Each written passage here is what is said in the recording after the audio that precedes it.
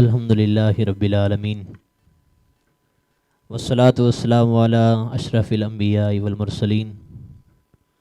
اما بعد فاعوذ باللہ من الشیطان الرجیم بسم اللہ الرحمن الرحیم ان اللہ وملائکتہ یصلون علی النبی یا ایہا الذین آمنوا صلوا علیہ وسلموا تسلیما لبیک اللہم صلی علی سیدنا و مولانا محمد معدن الجود والکرم وآلہ وبارک وسلم صلاۃ و سلام علیک یا سیدی یا رسول اللہ وسلم علیک وعلی آلک واصحابک یا حبیب اللہ۔ اللہ رب العزت کا بے پایاں شکر ہے کہ ماہ مقدس کی مبارک ساعتوں میں، مقدس لمحات میں انجمن غوثیہ اسلامک چینل پر جو کہ قیام رمضان ٹرانسمیشن کے سلسلے میں ہے، ہم سب جمع ہیں اور اس پروقار محفل میں مہمانان گرامی حضرت علامہ مولانا قاری محمد عرفان سعیدی صاحب ہمارے درمیان جلوہ گر ہیں، اور حضور نبی اکرم صلی اللہ تعالیٰ علیہ وآلہ وسلم کے مدح خام بھی ہمارے درمیان موجود ہیں۔ بلا تاخیر جناب حضرت علامہ مولانا قاری محمد عرفان سعیدی صاحب سے ملتمس ہوں کہ رمضان کی برکات، روزے کے فضائل کے متعلق ہماری رہنمائی فرمائیں۔ جناب کبریٰ حضرت علامہ مولانا قاری محمد عرفان سعیدی دامت برکاتہم العالیہ، جنہوں نے ماشاءاللہ بفضلہ تعالی کتاب بھی تصنیف فرمائی ہے جس کا نام تحفہ امت محمدیہ صلی اللہ تعالی علیہ وآلہ وسلم ہے، جس کے اندر تمام مسائل تقریباً موجود ہیں، نماز کے، روزے کے مسائل، جس طرح عیدین کے مسائل ہو گئے، تو بڑی ہی بہترین نہایت عمدہ تصنیف ہے۔ اللہ تعالیٰ ان کی بخشش کا ذریعہ بنائے اس کو۔ بلا تاخیر حضرت سے ملتمس ہوں رمضان کے موضوع پر روشنی ڈالیں۔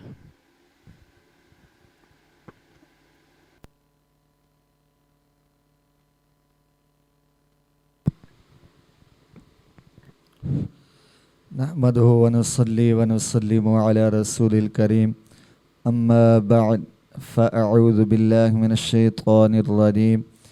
بسم الله الرحمن الرحيم يا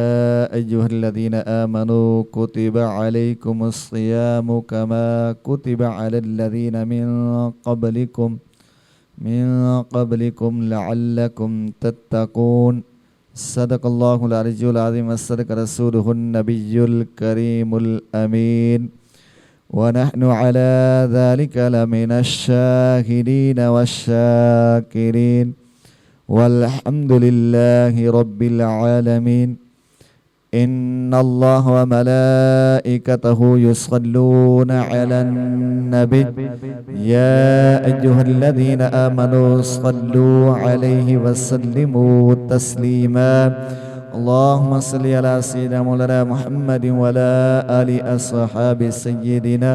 ومولانا محمد وبارك وسلم الصلاة والسلام عليك يا سيدي يا رسول الله الصلاة والسلام عليك يا سيدي يا حبيب الله وعلى آلك وأصحابك يا سيدي يا نور الله۔ حمد و ثنا کے بعد میرے نہایت واجب الاحترام عزیز بزرگ دوستو، دعا ہے اللہ رب العزت مجھے حق سچ کہنے کی توفیق عطا فرمائے۔ رمضان المقدس اور روزہ کے بارے میں کچھ احادیث طیبہ، اس سے قبل صرف ایک حدیث پاک درود شریف کے بارے میں ابتدائیہ درود شریف کی برکت سے روح البیان دے اندر علامہ اسماعیل حقی علیہ الرحمہ نے ایک روایت نقل فرمائی. سفیان ثوری علیہ الرحمہ آپ فرماتے ہیں کہ میں کعبہ معظمہ کا طواف کر رہا تھا. اس کے ارد گرد طواف کرتے کرتے ایک بندے سے ملاقات ہوئی جو درود شریف کا ورد کر رہا تھا. میں نے پوچھا اے بندے خدا تو درود شریف کعبہ کے طواف کے دوران پڑھ رہا ہے، حالانکہ یہاں تو لبیک کے نعرے لگانے چاہیے، یہاں تو کچھ مخصوص دعائیں ہیں جو پڑھی جاتی ہیں، تو درود شریف پڑھ رہا ہے، اس کے لیے کوئی ثبوت ہے تو پیش کر. حضرت سفیان ثوری رحمت اللہ تعالی علیہ آپ سے وہ دیہاتی عرض کرنے لگا اے سفیان ثوری میں صرف اکیلے نہیں آ رہا تھا کعبہ معظمہ کا طواف کرنے کے لیے، میرے ساتھ میرے والد محترم بھی ساتھ موجود تھے. سفر کے اندر میرے والد بیمار ہو گئے، حتیٰ کہ سخت علیل ہو گئے، اتنا بیمار کہ ان کی موت کا وقت آ گیا. جس وقت وہ فوت ہو گئے میں نے اپنے والد کو دیکھا، ان کے چہرہ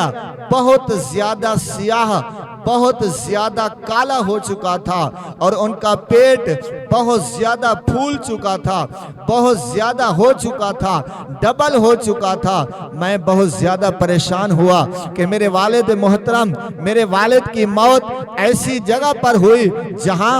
آبادی نہیں،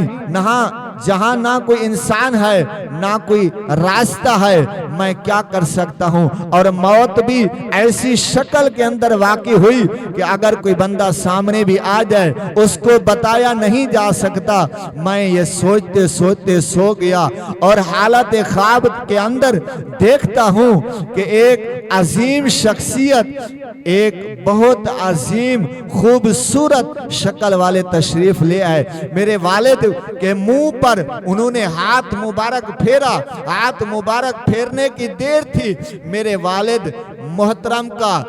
مرحوم کا چہرہ اتنا سفید ہو گیا جتنا دودھ سفید ہوتا ہے،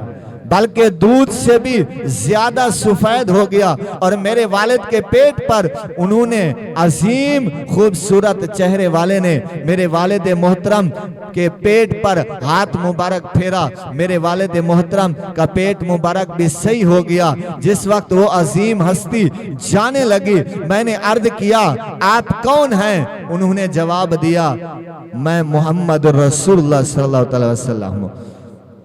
نبی پاک علیہ السلام نے جب یہ ارشاد فرمایا، وہ کہتے ہیں میں نے عرض کیا یا رسول اللہ ان کی کون سی نیکی تھی جن کی وجہ سے ان پر رحم کیا گیا، ان پر خصوصی کرم کیا گیا، ان پر رحمت کی گئی؟ نبی پاک علیہ السلام نے ارشاد فرمایا یہ کثرت کے ساتھ مجھ پر، میری ذات پر درود پڑھا کرتا تھا.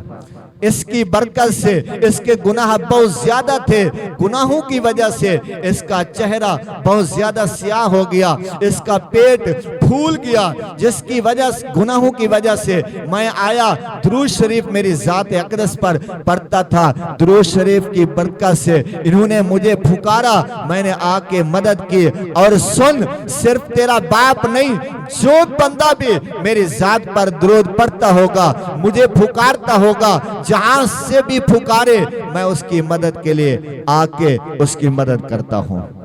اس لیے میرے والد محترم پر رحم کیا گیا. میں کثرت سے درود پاک پڑھتا ہوں، حتیٰ کہ طواف کے دوران بھی مجھے درود پاک پڑھنے کی وجہ یہی ہے کہ میں درود پاک پڑھتا ہوں. میرے والد محترم پر کرم کیا گیا. اللہ رب العزت مجھے رمضان المقدس اور روزے کے بارے میں حق سچ کہنے کی توفیق عطا فرمائے. نبی پاک علیہ السلام کے کثرت کے ساتھ فرامین ہیں، ان میں سے چند آپ کے سامنے پیش کرتا ہوں. نبی پاک علیہ السلام نے ارشاد فرمایا کہ موسیٰ علیہ السلام کو اللہ رب العزت نے ارشاد فرمایا اے موسیٰ کلیم اللہ میں نے امت محمدیہ کو 2 نور عطا فرمائے، میں نے امت محمدیہ کو 2 نور عطا فرمائے، اس واسطے اس لیے کہ 2 اندھیروں سے وہ بچ سکیں۔ موسیٰ علیہ السلام نے عرض کیا یا مولا کریم وہ 2 نور کون سے ہیں جس کو تو نے محبوب علیہ السلام کے امت کے لیے چنا ہے؟ موسیٰ علیہ السلام کی عرضی پر مالک حقیقی نے ارشاد فرمائے، اے موسیٰ کلیم اللہ، میں نے اپنے محبوب علیہ السلام کی امت کو 2 نور عطا فرمائے، ایک قرآن مقدس، دوسرا رمضان المقدس عطا فرمایا۔ قرآن پاک اور رمضان پاک عطا فرمایا۔ عرض کیا گیا یا مولا کریم 2 اندھیرے کون سے عطا فرمائے؟ اللہ رب العزت نے ارشاد فرمایا، ایک قبر کا اندھیرا اور قیامت کا اندھیرا، یہ 2 ظلمتیں، 2 عظیم وقت جس کے لیے میں نے 2 نور عطا فرمائے۔ جو بندہ بھی قرآن کی تلاوت کرے گا، جو بندہ بھی رمضان پاک کے روزے رکھے گا، ان 2 کی برکت سے میں قبر کے اندر اس کو عذاب نہیں دوں گا اور قیامت کے دن پریشان نہیں ہونے دوں گا۔ نبی پاک علیہ السلام نے ارشاد فرمائے، ہر بندہ جو بھی عمل کرتا ہے اس لیے کہ اللہ رب العزت راضی ہو جائے، رضا خداوندی کی خاطر ہر بندہ نیک کام کرتا ہے، والدین کی عزت کرتا ہے اس لیے کہ اللہ رب العزت راضی ہو جائے، جنت عطا فرمائے۔ اگر بزرگوں کا احترام کرتا ہے اس لیے کہ اللہ رب العزت راضی ہو کے جہنم سے بچا کے جنت عطا فرمائے۔ کوئی بھی جو بھی نیکی کا کام کرتا ہے اس کا مقصد یہی ہوتا ہے رضا خداوندی اور جنت کا حصول۔ جہنم سے بچنے کے لیے سرکار علیہ السلام نے ارشاد فرمائے، ایسے 4 کام ہیں جو بھی کرتا ہے جنت خود اس کی مشتاق رہ جاتی ہے،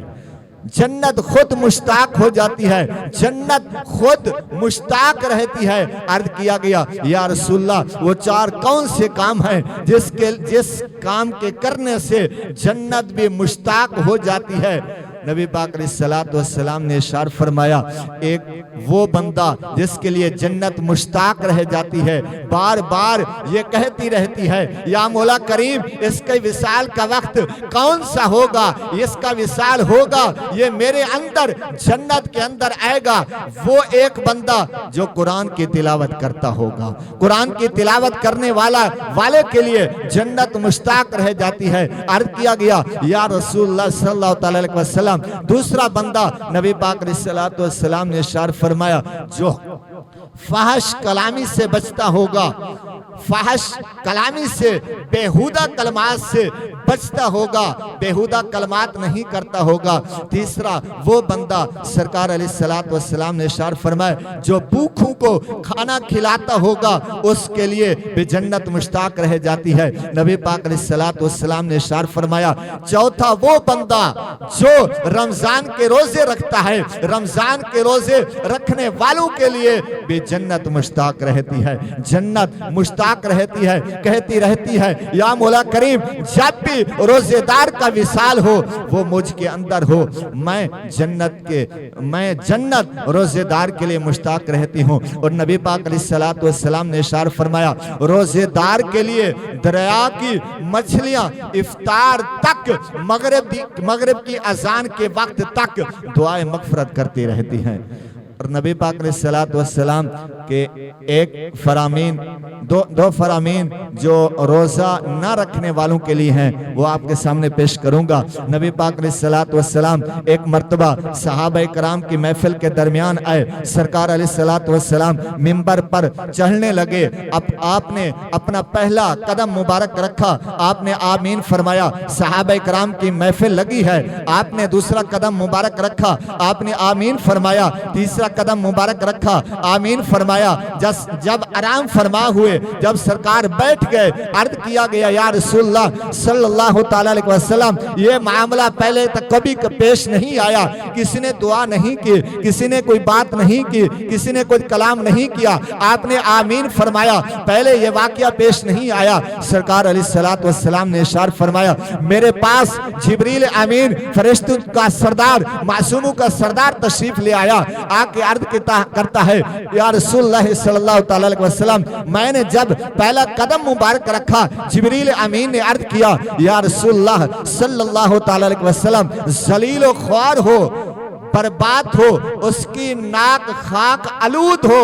وہ پریشان ہو اس کو خوشی کبھی نصیب نہ ہو نبی پاک علیہ الصلوۃ والسلام نے اشارہ فرمایا کون جبریل امین نے عرض کیا یا رسول اللہ صلی اللہ تعالی علیہ وسلم وہ بندہ جو رمضان جیسے مہینے کو پالے رمضان المقدس جیسے عظیم مہینے کو برکت والے مہینے کو پالے اس کے اندر روزے رکھ کے عبادت کر کے وہ بخشش نہ کروا لے وہ بڑا بدبخت ہے نبی پاک علیہ السلام نے فرمایا میں نے دوسرا قدم مبارک رکھا جبریل امین نے آ کے یہ لفظ کہے یا رسول اللہ صلی اللہ علیہ وسلم وہ بندہ بھی ذلیل و خوار ہو وہ بندہ بھی ذلیل ہو وہ بندہ بھی پریشان حال ہو اس کا ناک خاک آلود ہو جس کے سامنے آپ جیسے خوبصورت آپ جیسے عظیم مقام والے نبی کا ذکر ہو وہ خاموش بیٹھا رہے وہ آپ کی ذات پر درود نہ پڑھے وہ بھی ذلیل و خوار ہو اور نبی پاک علیہ الصلوۃ والسلام نے آمین فرمایا جبریل امین نے تیسرے بندے کے لیے دعائے درر فرمایا آپ نے عرض کیا یا رسول اللہ صلی اللہ علیہ وسلم وہ بندہ بھی ذلیل و خوار ہو جس نے اپنے والدین کو یا ان میں سے ایک کو بڑھاپے کے اندر ضعیفی کے اندر پایا اور ان کی خدمت کر کے جنت حاصل نہ کی وہ بندہ بھی ذلیل و خوار ہو اللہ رب العزت ہمیں قرآن مقدس کی تلاوت اور روزے رکھنے کی مسکینوں کو غریبوں کو بھوکھوں کو کھانا کھلانے کی توفیق عطا فرماوے اور بڑوں کا احترام نصیب فرماوے نبی پاک علیہ الصلوۃ والسلام نے ارشاد فرمایا اگر میری امت کو معلوم ہوتا رمضان کی برکت کا علم ہوتا وہ کہتے کہ کاش یہ رمضان ساری زندگی ہی ہوتا اور نبی پاک علیہ السلام نے روزے کی اہمیت کے رمضان کے روزے کی اہمیت بتاتے ہوئے ارشاد فرمایا سرکار نے فرمایا اگر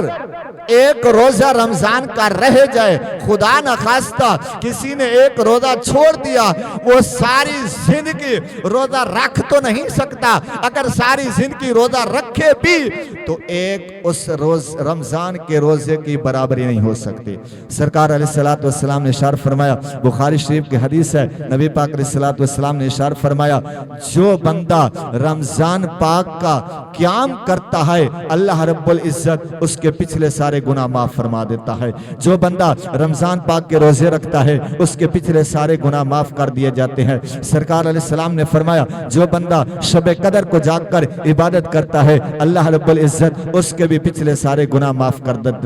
دیتا ہے اللہ رب العزت کو دعا ہے مالک حقیقی ہم سب کو تمام مسلمانوں کو رمضان المقدس کا احترام نصیب فرمائے رمضان المقدس کے بقیہ سارے روزے رکھنے کی توفیق عطا فرمائے وآخر دعوانا ان الحمدللہ رب العالمین